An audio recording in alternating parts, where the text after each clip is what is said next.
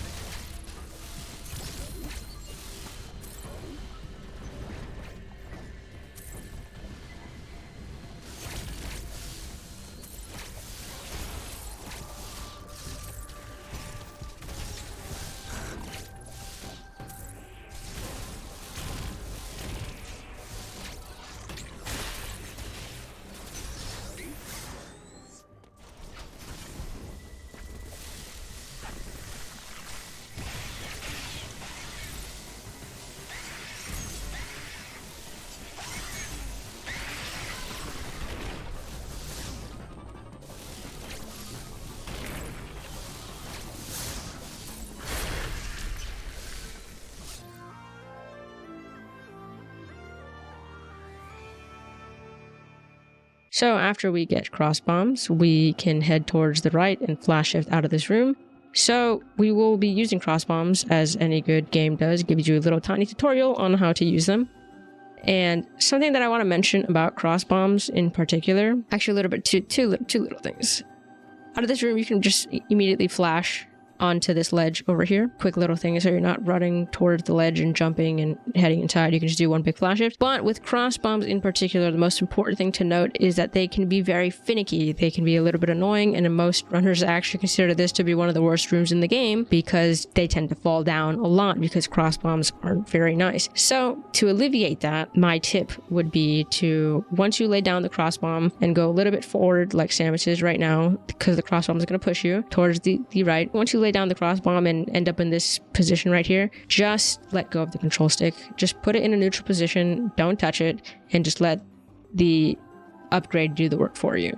because if you don't, then it can be a little bit finicky. So we're going to flash shift all the way across and head towards the train. So yeah, cross bombs, a little bit of an annoying upgrade, and you don't use them that much if I'm being honest. You probably use them a little bit more than 100%, but nothing, it can be annoying, but it's fine. So now we are in Hanubia, I believe. And yeah, Hanubia. So what we're going to do from here is that we are just going to start our speed booster and just run all the way across to the right. There is a little bit of a faster way to do this, but I wouldn't worry about it right now. So don't worry about it too much. So a little bit of a quick thing that we can do here is actually, so we're going to destroy this enemy with our speed booster because we can. Quite literally, just nothing stopping us from destroying that with our speed booster. You're gonna lay down the cross bomb here, and when you lay down the cross bomb, just head outwards, so that way the cross bomb activates, and then you can slide and missile this ice missile this enemy so it doesn't grab you. And when you flash here, try not to flash too far, because if you flash too far, you will head up into this enemy, which will slow you down quite a bit. So if you notice, what I did was I stopped and I kind of pressed backwards a little bit. I headed backwards so that way this enemy didn't catch me. And then we're going to grapple this block and we're going to slide in. We are going to screw attack there. And important thing to note here from what I'll do is after this screw attack, I flash shift in the air, I screw attack this enemy twice. He's down, and then I jump again. And the jump again is very particular, or there's a reason for the extra jump after defeating the enemy, and that is because there is another enemy on the bottom right of the screen that you can't see right now that only activates if you land on the ground after defeating this enemy. I don't know why, I don't know exactly how it works, but I was told to do that, and it works every single time. So yeah. So from here, we are going to do this is actually the first time we're seeing it, but it's a similar maneuver to the diffusion pseudo wave that we did in Berenia to skip Dragaiga. Except this time we're going to be doing it with the grapple beam. So we're going to slide in, turn backwards with our grapple beam activated, and then grapple to the left. It's the same maneuver as a diffusion pseudo wave, except with grapple this time. So that way we can get rid of this block. I mean, if you are not comfortable doing this, let me just mention this right now. If you're not comfortable doing this, the intended way for this room is to head this way. So you would be going left, up, left, and then these are screw attack blocks, so then you can go around. So if you're not comfortable doing the grapple, you can just go around like that. So that's also fine. So from here, I jump over this enemy. I do specific movement here that works for me. There is another way to do this that is faster, but this usually works for me. So as you can see, remember how I mentioned before that the enemy was not activated? If I didn't do that jump and I landed on the ground after defeating this enemy, would be on the door and blocking the door, and it would just waste me a little bit of time. So now I don't have to worry about that. But I jump, flash over here, open this door, and then I hope I get it. I'm not entirely sure if I do, but this enemy is already preparing to attack. So he didn't attack me. Normally the enemy attacks, so I duck, so that way he just misses. But I think I was fast enough this time. But if I'm a little bit slower, he will hit me. All right, so now we are in Ferenia. We're doing a lot of traveling, which is fun. And we're going to head towards the right to these crumble blocks. And we're going to jump over this enemy. Flash shift all the way across those exploding things. And start a speed booster over here. You can probably flash shift throughout. There's a lot of flash shifts through this section. So normally I would speed booster. I missed here. Speed booster, and I would jump all the way. And once I get over here, I would start flash shifting. So flash twice, respin to the right, flash 3 more times. And that gets me through most of that room. So another thing that you can do here is if you just melee off of here or something, I think we've been doing since the beginning of the game, meleeing off certain ledges. It's not every ledge, but meleeing off these ledges gets you all the way down to the right. So a little bit faster. We can just skip a couple of things. And then we're going to flash shift into the room on the left. Flash shift 3 times, flash shift again, melee to the right, and then start a speed booster here. So this is actually pretty good RNG. There's really 2 patterns you can get here in this room. So I know this seems like a lot, all of this flash shifting, respinning. This is a pretty movement heavy little tiny section, to be honest. Flash there, melee there. This speed booster in particular is, just useful.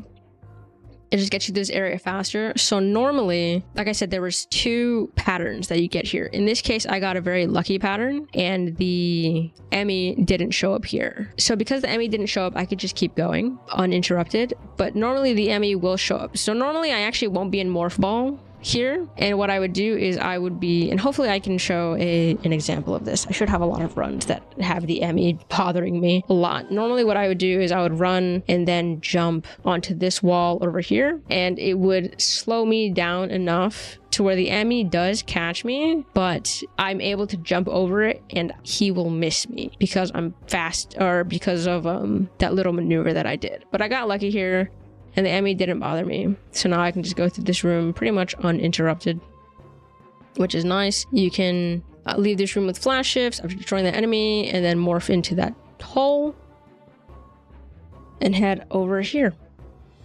So pretty nice, a little bit still movement heavy, to be honest. We're just trying to make it through here. And we can flash shift, spin, and morph into that tunnel.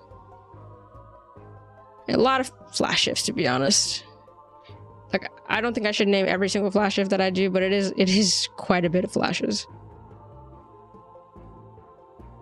So over here, you can hold charge, and as you respin, you get quick charges, so that way these blocks are just taken care of in general. Take out that enemy, and then we're going to start a speed booster here.